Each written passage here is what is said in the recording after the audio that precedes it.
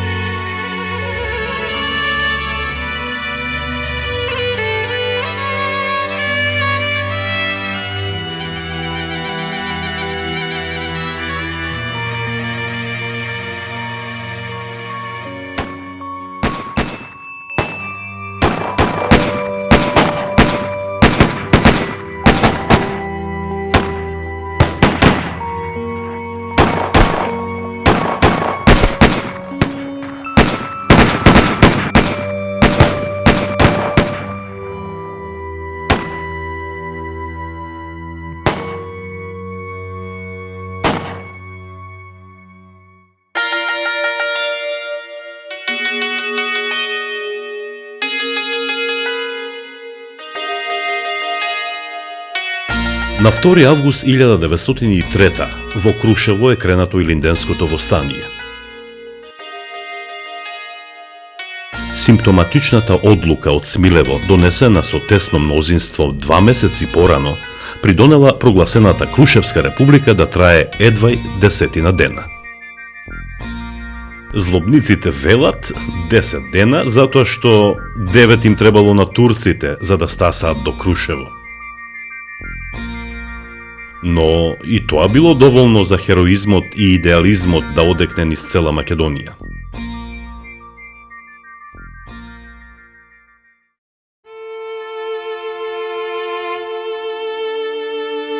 За волја на вистината, Струмица како и денес, и тогаш се наоѓала во Македонија. Па до градот под царевите кули од Илинденскиот екот не се слушнало ни ек, ни мек.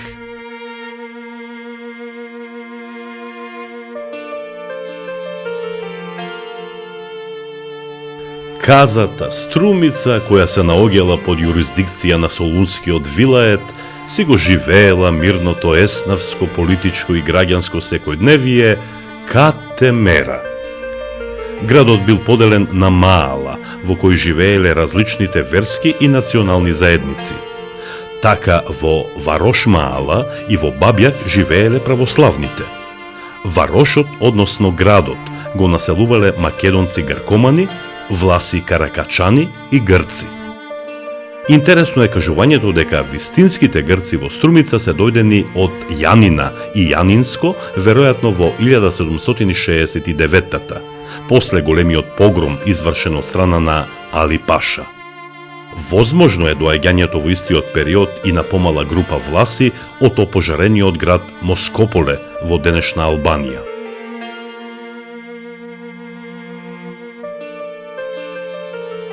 Главно грците и гркоманите се разликувале по тоа што едните дома си зборувале македонски, а другите грчки.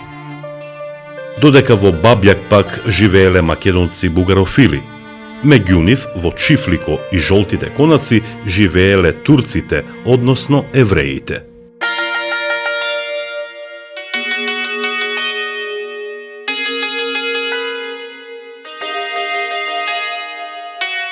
Но, иако длабоко поделени меѓу себе, струмичани си го имале и комшилакот и калимерата. Според грчки извори, објавени во 1911-та, во Тивериополи живееле само 800 души шизматични вулгари. Останатиот дел од православното македонско, грчко и влашко население било дел од патријаршкото ортодоксно стадо.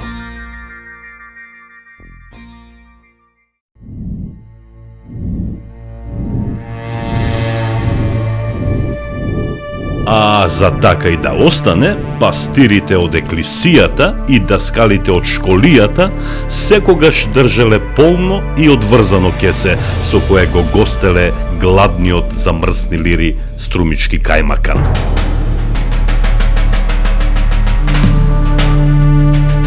Се разбира, народната пари давам гајда кинам функционирала безпрекорно.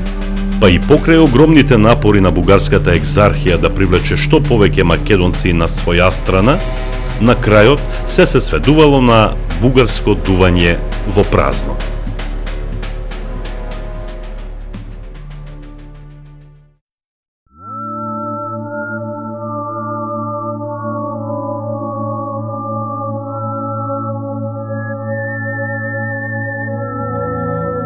Иако се уште не е откриен, античкиот театар и драмата кои со себе на овие простори ги донел славниот македонски драматург Еврипид, ја крие и загубената трилогија Одисеја, во која Еврипид во првата пиеса Заминувањето на Одисеј го опишува лудилото на славниот јунак. Имено кога телалите на Менелај и Агамемнон отишле да го повикаат Одисеја да замине во војна против Троја, Одисеј, сакајки да го избегне заминувањето затоа што бил тазе оженет, решил да се прави луд. Па наместо жито, по нивата фрлел сол и ја орел за да роди. Но данајците ја разбрале дубарата, па за да проверат дали е на вистина или се прави на лудничав, пред ралото го ставиле штотуку родениот Телемах. Пошто Одисеј застанал и така се издал дека не е луд, туку се прави на Тошо. Имено, улогата на Одисеј ја играл славниот астрајонец, струмичанецот, актерот Теодор.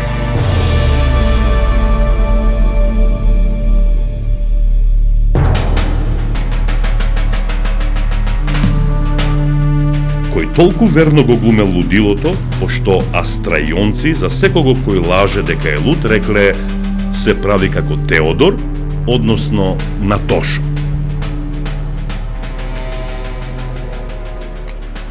Ај на здраве! Ај на здраве! На здраве, на здраве!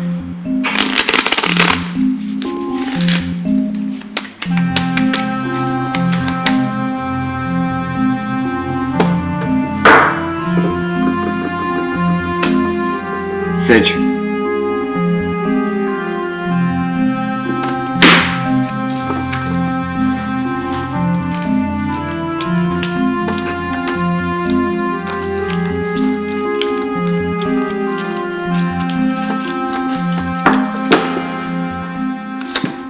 Крадаш. Кој краде, бе? Ти крадаш. Не се прави на Тошо. Луд Тодор. И вие сте ми биле картаджи плачковци. Не играvam с вас.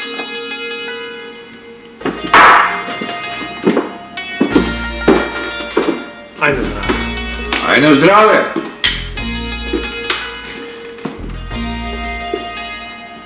Ете, како животот ги потврдува митовите. За оние што не веруваат во приказки.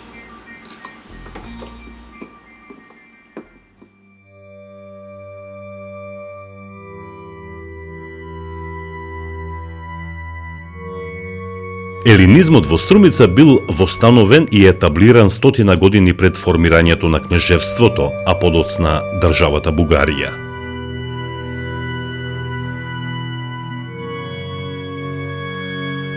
Струмица била голем производител на памук, свилена буба и тутун, суровини со кои работеле ткајачниците и фабриките во Кукуш и Солун.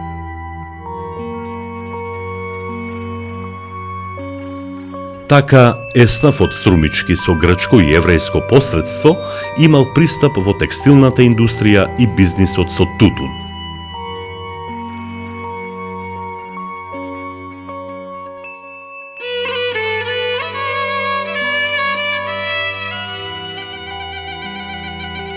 А капиталот со себе ги носи и политичките, и религиозните, и културните определби.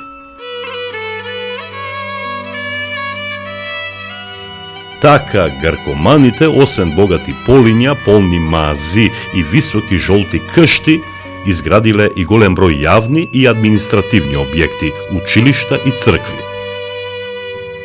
Панабргу, средиште на духовниот и јавниот живот во градот, станал плоштадот пред црквата Свети Димитри и зградата на прогимназијата.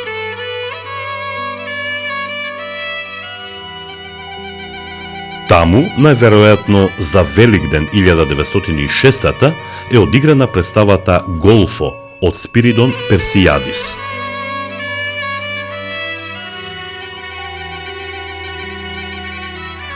Дека подготвувањето на представата била сериозна работа, зборува фактот што за режисер на истата специјално бил повикан Варламидас Леонидас од Солун. И не само тоа, мецените на представата, богатите струмички чорбаджи од семејствата Грчевци, Тодорци, Хаджимишевци, Адживелковци и Стамболиевци, специјално за представата нарачале од Солун сценографија, костими, перика и реквизити. Се разбира, улогите на грчки јазик ги толкувале децата и роднините од гркоманските семејства.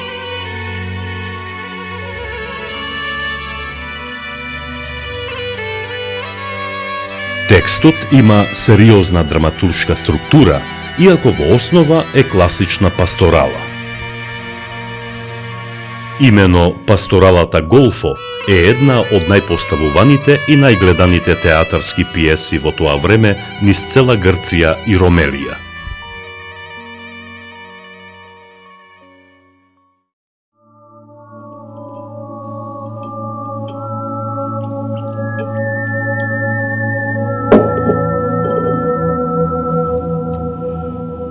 Театарот и актерството по овие краишта биле занаед што не се на висока цена во чаршијата.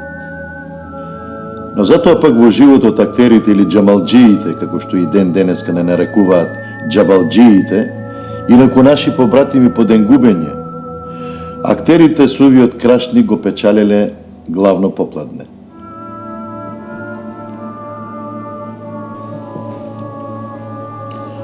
Во списокот на актерски вештини што требало да ги знае еден джамал, освен бегањето газ преку глава биле стројништвото, кажувањето приказни, пеењето еротски песни и најголемата и најтешка вештина, правењето на уш.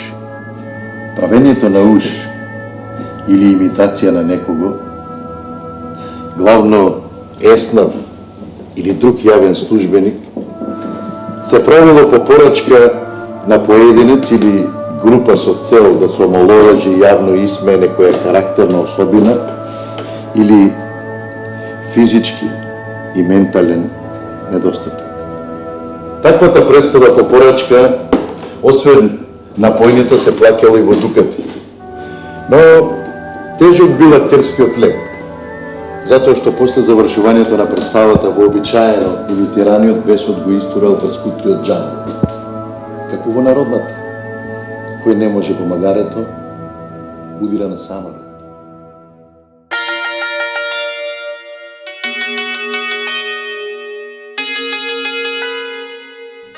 Воопшто земено, 20-тиот век во Струмица дошол, како и во цела Европа, со унификација на мерните единици. Но додека европејците си го вагаа умот, грците и бугарите во Струмица го извадија бајракот, едните да измерат колку им е голема идејата, а другите българштината. Па така, освен златни драмови на турскиот кантар, бугарската и грчката пропаганда не штедеа ниту на цркви, ниту на училишта, ниту на културни и просветни манифестации, со што освен душата на народот ја купуваа и црната испостена македонска земја, која и така и онака раѓаше само грудки. Се до 1912 година, кога конечно сватија дека се фукара трговци и не може да ја купат цела, па решија да си ја поделат.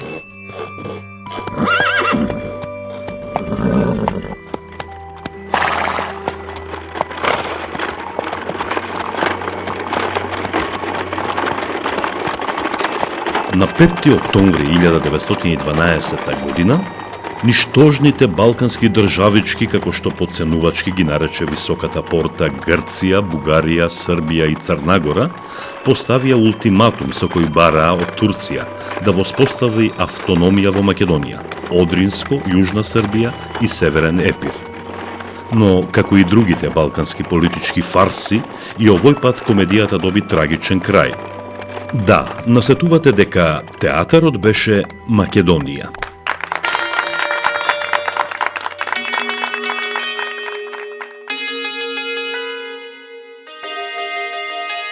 Така, на 9 октомври 1912 година, Струмица осамнува со бегалци од Малешевијата, главно турци, кои гонети од бугарските војски, спасот го барале во градот, кој имал гарнизон и укјумат. Но градот бил претесен да ги прими сите бегалци, па илјадници од нив продолжиле кон Дојран, Кукуш и Солун, или од трн на глок, што би се рекло. Во градот Кајмакамот наредил да се затворат дуќаните. Джеза Рейзи Беј одлучил да се притворат во касарната 600 души христијани, како залог за мирот и животите на турците и другото муслиманско население. Но, веројатно, бугарофилски настроените граѓани организирано ги прекинале телефонските и телеграфските врски, па така во знак на освета, турскиот генерал Дивизијар наредил да се бомбардира и запали селото Куклиш, при што загинале 20 на жители, а селото било ограбено. Неколку дена подоцна, на 21 октомври, бугарска чета од 26-тиот Радомирски полк, предводена од полковник Алексиев, влегува во Струмица и воспоставува своја управа, заземајќи ја касарната.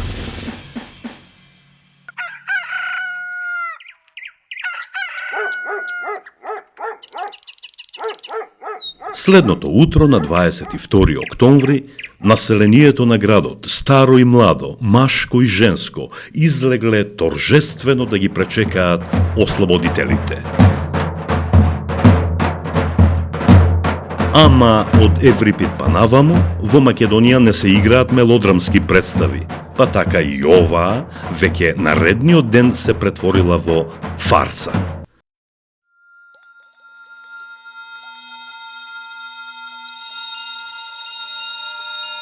Имено следното утро биле представени и другите ослободители, предводени од конјичкиот мајор на српската војска Никола Цолович. Завесата е крената и представата може да почне.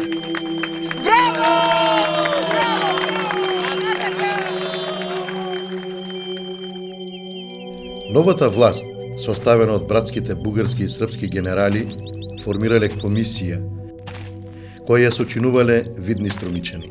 Па со благослов на грчкиот владика Арсений, во близина на оваа место се убиени и погребани околу 5000 турци. Воопшто е тешко да се представи и прифати фактот дека поголемиот број од убиените биле невини, или пак нивната вина била недокажана. Во краен случај, виновни биле само затоа што се турци. И овој став, што вели народот, има два краја. Едниот за тебе, а другиот за мене. Тоа лето, помеѓу 28 јули и 10 август 1913 година, главниот град на Романија, Букурешт, беше европски центар на балканската школа по кроење граници, повлекување прави линии по планинските сртови, криви по речните текови, хоризонтали во срцата и вертикали во душите на луѓето.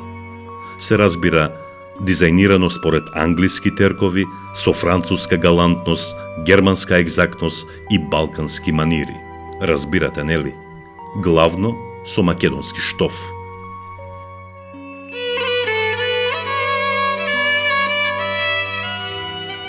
Решението постигнато во Букурешт, Струмица да ја припадне на Бугарија, силно ги погодило гркоманите, па така грчката власт одржала состанок на кој е решено градот да не се предаде во рацете на бугарите.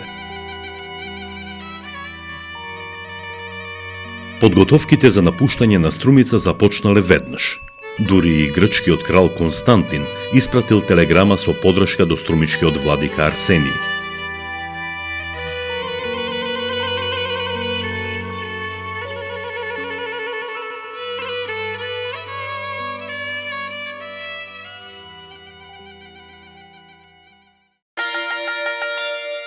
Така, машинеријата за пропаганда почнала да ја шири информацијата дека бугарите ќе ги исколат не само турците, туку и евреите. Па затоа, освен домицилното македонско население, подршка на иницијативата за напуштање на Струмица дале и локалните турски, еврејски и влашки заедници. Во телеграмата што крал Константин ја испратил до грчкиот народ во Струмица, меѓу другото порачал: ќе изградиме нова и поубава Струмица. Типично балкански. Урнете го старото и убавото, па ветете дека на негово место ќе изградите уште постаро и поубаво. И без сомнение, ова навидум на лудничава идеја овде на Балканот функционира до ден денешен.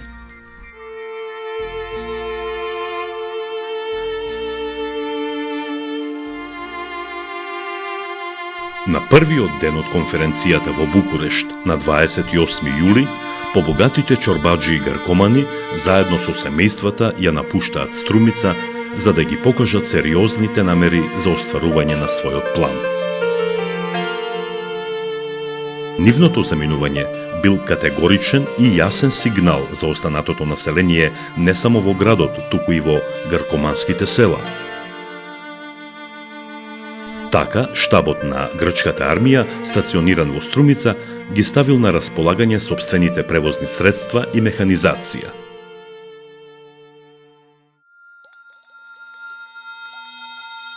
Но оваа работа не била само чин за локална пресметка помеѓу двете антагонистички спротиставени локални политичко-економски и верски заедници.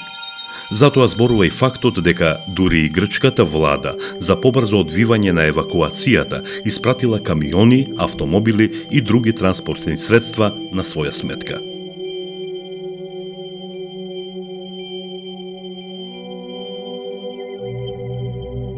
На дена Струмица и околината наликувале на пчеларник од кој ројот брза и заминува.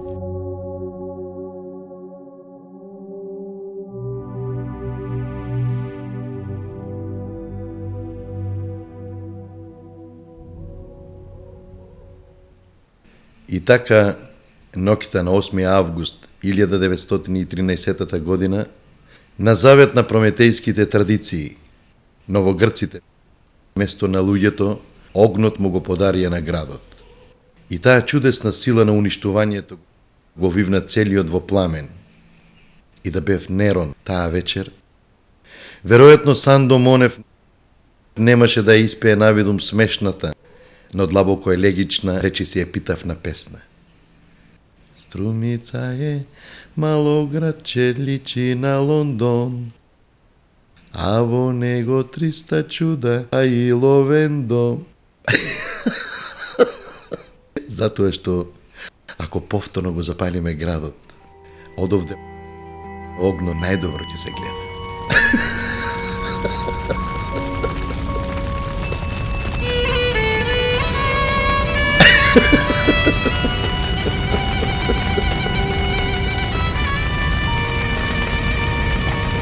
Епилогот на оваа фарса со трагичен крај е поразителен. Според турските Нуфус тефтери од 1910 година, Струмица имала 25.000 жители, од тоа 10.000 турци, 1.000 евреи и 14.000 христијани. Во грчкото издание на Македонскиот совет, отпечатано во Атина 1911, е напишано дека во противусата на казата Струмица живееле 3425 православни грци, 820 бугари, 4800 муслимани турци и 680 евреи. Според пописот на населението од 1921 година, што го извршиле српските државни институции, Во Струмица живееле само 6453 жители, од кои само 3300 биле староседалци, а останатите 2700 биле бежанци од Кукуш, Дојран и Радовиш, што значи дека Струмица за време на Балканските војни ја напуштиле ни повеќе ни помалку туку 22.000 луѓе.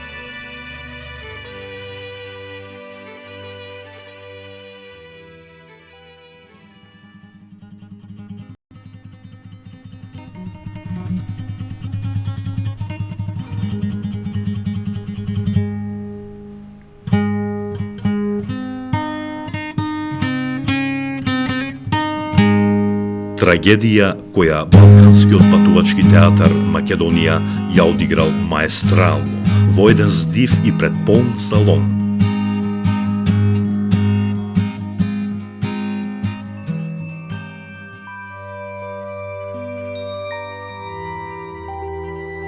Во ложата, како и денес, највисоко седеле и гледале европејците пиромани.